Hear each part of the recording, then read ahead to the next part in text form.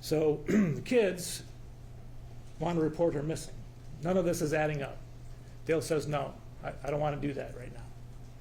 So they all meet up secretly at Zach's house. Not all. Amber's not there. It's TJ, Zach, and Raquel.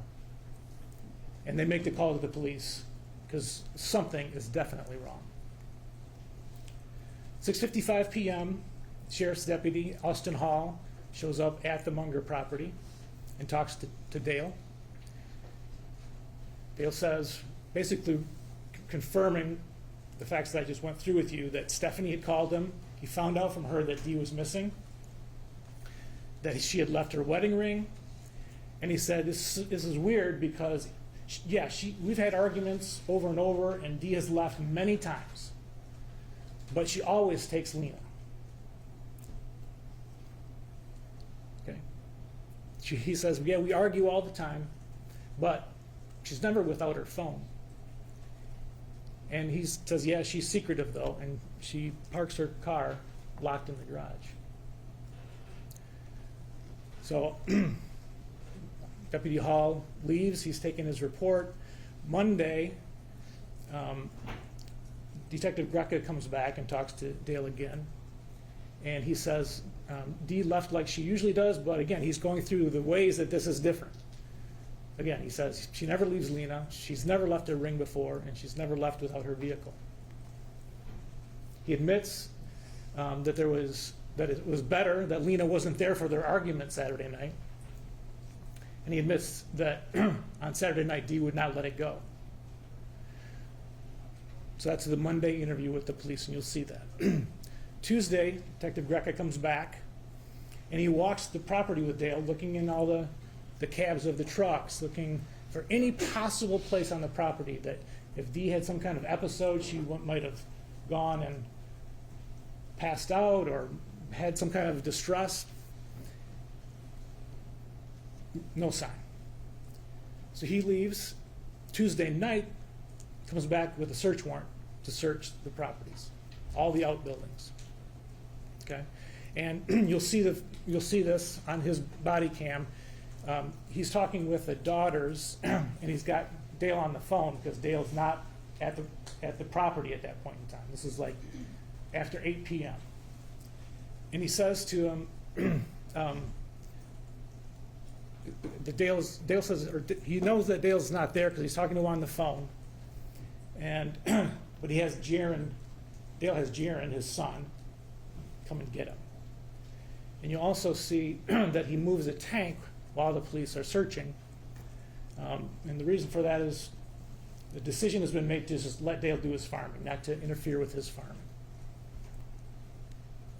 So the police do multiple interviews with witnesses, but Dee, her whereabouts cannot be explained. Okay, days and days and weeks and months go by. From May 2021 to May 2023, numerous other searches of Munger and other places, interviewing dozens of witnesses. October 2021, the FBI stepped in and they did a search of the Munger residence and property. 2022, the state police take over from the sheriff on the lead to the investigation. May 2023, dozens of officers from all over the state came down and searched just about every field that could possibly have been where Dee's body was. Walking the fields and no sign of her. Now, police got Dale's iPad that he used in 2021, and they saw that he had done a search in May, after Dee went missing in April, of how to dispose of a 1,000-gallon propane tank. Now, if you know anything about propane tanks, they look almost identical to anhydrous tanks. The big ones, not the little ones you get at the gas station. Also, looking back at the surveillance video from the Sunday, April 25th, you can see Dale on camera getting welding supplies together. So they put those two things together, and they got a search warrant for tanks that had been re-welded shut, cut open and re-welded shut, with a weld that looks different from the weld that the tanks come from when they're new. All right. And so there's a couple of places that they store anhydrous tanks when they're not in use, and one of them is at a property on Paragon Road, a couple of miles away from Munger. And they're looking at, I don't know, 6, 10 tanks that are there. No re-weld. But in the very back, all by itself, there is a tank, number 34. And it's got a weld that no tank would come from the factory like that. It's got a tag attached to it that says, "Bad dip tube, do not use."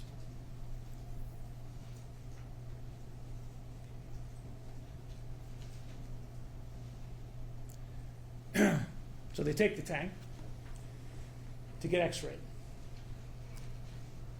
And here's what they find.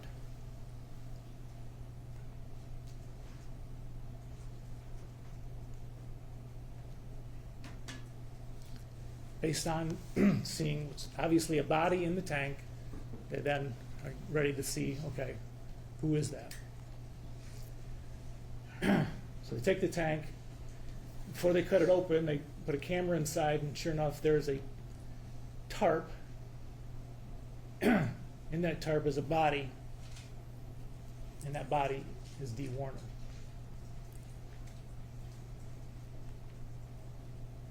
They test the tank. Dale's fingerprint is on the ammonia sticker that you see there.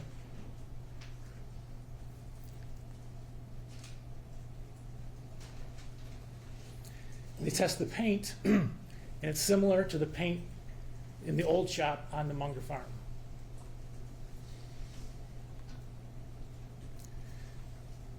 Please consult with a welding expert. Okay, how would this be done? How would you cut a tank open, put a body inside, and re-weld it? Well, he looked at the tank.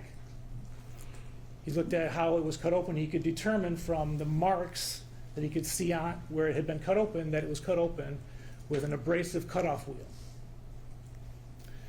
Well, here's surveillance in the old shop, and you'll see this.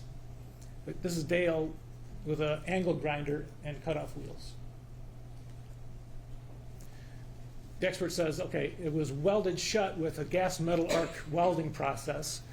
And here's Dale also on Sunday afternoons standing by the welders in the old shop. The expert says, okay, there was something attached to the top of that cap that got cut off. It was probably a hook, so you could hold the cap while you're cutting it. There's Dale getting a hook on Sunday afternoon.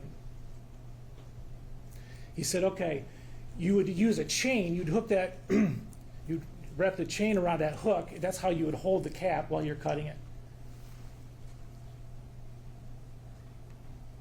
There's Dale grabbing some chain.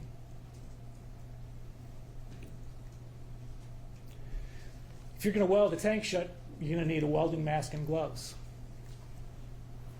There's Dale getting a welding mask and gloves. If you weld something, you're in short sleeves, you're actually going to get a sunburn. This is from the body camera on Monday, the 26th. And there's Dale's arm.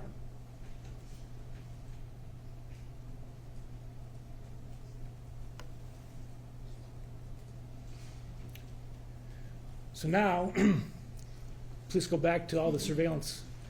All right, where's this tank? Let's see if we can find this tank.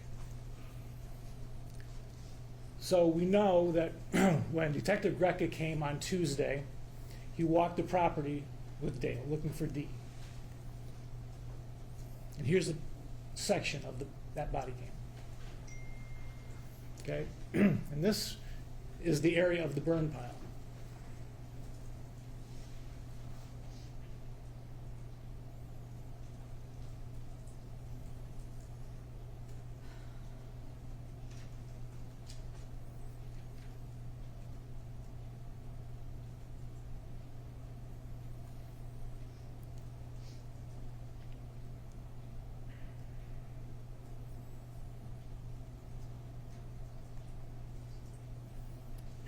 That's a still shot from that body cam.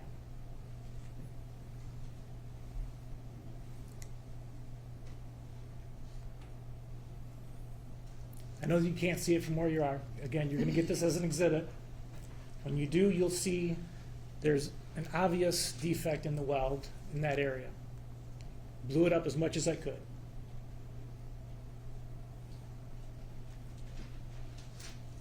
Remember the defect in the when the police found the tank in the barn in Paragon, right there. Also, remember on Tuesday, in the evening, the police had come with a search warrant. Go back and look at the body cam from that search warrant. Again, I said, Dale's not on the property at that time. Detective Greca says to him, yeah, we're here with a search warrant. We've got cadaver dogs on the way. They're about 20 minutes out. Cadaver dogs that can smell human remains. Tells Dale, yeah, the cadaver dogs are about 20 minutes out. We're going to start the search. You're welcome to be here. You don't have to. You can come back if you'd like. As soon as Greca gets off the phone with Dale, he turns, and there's Dale's son, Jaron, on the phone. He's like, you talking to your dad? Oh, I just got off the phone with him. 20 minutes, the dogs will be there. Jaron leaves, comes back with Dale in 18. Here's what happens when he gets back.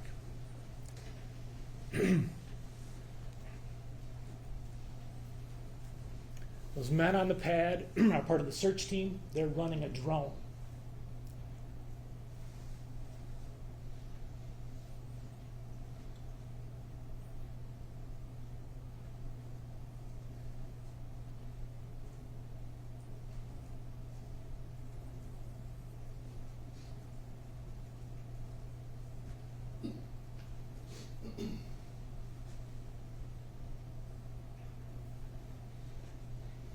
Here comes the JCB. Ryan Rank is one of those men.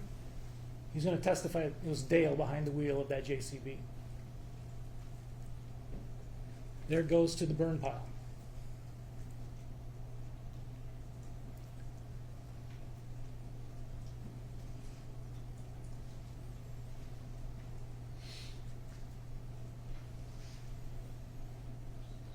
And here it comes with the tank.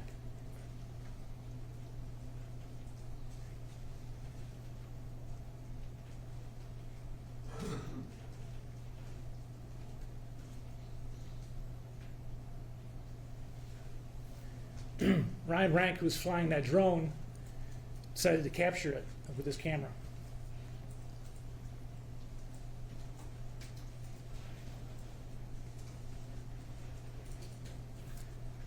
Now again, I don't know how well you're oriented to the property yet, but that building that he is going towards is the spray barn.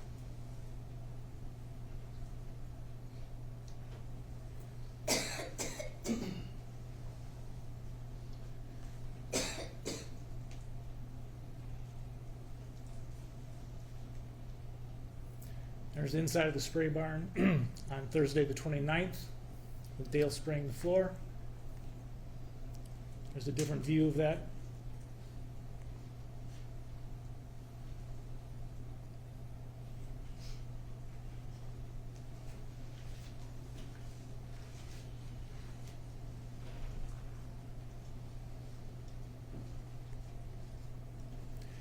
And one of the things you're going to be able to do, in addition to looking at all the evidence that I just showed you in terms of photographs and video, you're going to be able to compare the statements that Dale made to the police versus other pieces of evidence in the case.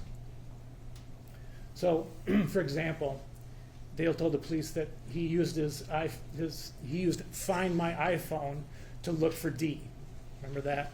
He said, I tried to access the surveillance cameras. It wouldn't work on my phone, but I tried because I wanted to see, you know, did someone come and pick up Dee? I was looking for Dee. Okay?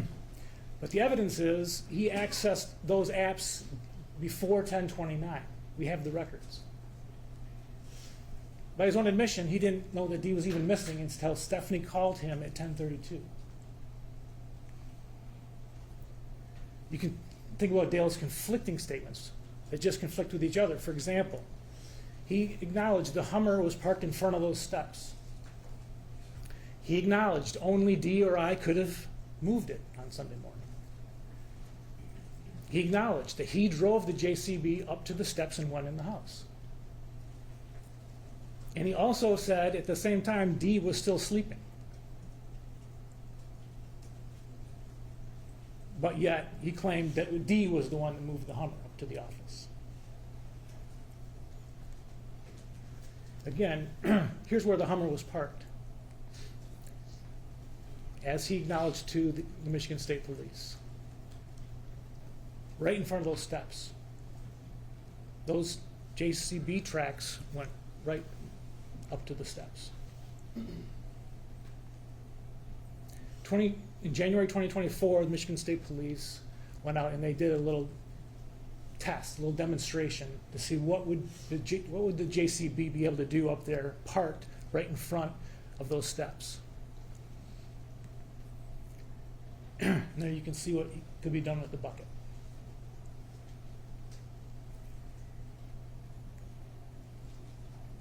Other statements of Dale's that you should consider, or that you can. He told Raquel and the police that Saturday night he recited back to Dee their wedding vows. For Richard for poor, sickness and in health, etc. He also said to the police that he sure as hell wasn't getting divorced again. He'd already done that once. Now, Judge Olsaver read you the elements of the charges that you'll be considering at the end of the trial. Okay, so he's charged, you're going to be able to consider first-degree murder, second-degree murder, and tampering with evidence. And I know that you heard this already this morning. I just want you to have this in mind as you're listening to the evidence, the things that we have to prove beyond a reasonable doubt. We have to prove for first-degree murder that Dale caused Dee's death. And we have to prove that he did it intentionally, with the intent to kill. And for first-degree murder, we have to prove that he did it with premeditation and deliberation. Now, I hope you all remember back to when we did the jury selection, and you all agreed that it's possible for a person to run a red light with premeditation and deliberation. This does not take days of planning, even hours of planning. If you have time to weigh the pros and cons of your decision and you decide to go forward with it anyway, that is enough for premeditation and deliberation. Second-degree murder is similar. First element is that Dale caused Dee's death. And it could be with the intent to kill, or it could be with the intent to cause great bodily harm. You're not intending to kill, but you do something with the intent to cause great bodily harm, and death results, that's second-degree murder. Or if you do something so risky, okay, so if you knowingly create a very high risk of death or great bodily harm, knowing that death or such harm would be the likely result of his actions, that's enough intent for second-degree murder if he did that and caused her death. The other charge is tampering with evidence, okay? And again, so there's some evidence to be presented in a future official proceeding. Think of her phone, her purse, her body, right? If you have an autopsy, you can tell, how did someone die? Was it natural causes? The defendant removed, altered, concealed, destroyed, or otherwise tampered with that evidence. He did so on purpose and not by accident. That's the third element. The evidence was intended to be used in a criminal case where open murder was charged, which is what he's charged with here. A couple other things that Judge Olsaver will tell you that I want you to keep in mind in terms of proving his intent, that we can prove it, you can infer his intent from the type of wounds inflicted, the acts and words of the defendant, and any other circumstances surrounding the alleged kill. Motive may be important, but we don't have to prove that he had a motive or why he did this.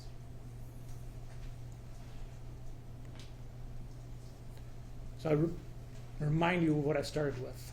This is what Dr. Cho will testify to. And think about this in terms of those elements. She was strangled. She had blunt force trauma to the face and head, enough to have killed her. She had duct tape over her face and neck. She was in her pajamas, wrapped in a tarp, welded in a tank. When you hear this evidence, and at the close of the trial, we'll be asking you to return a verdict of first-degree murder and tampering with evidence. Thank you.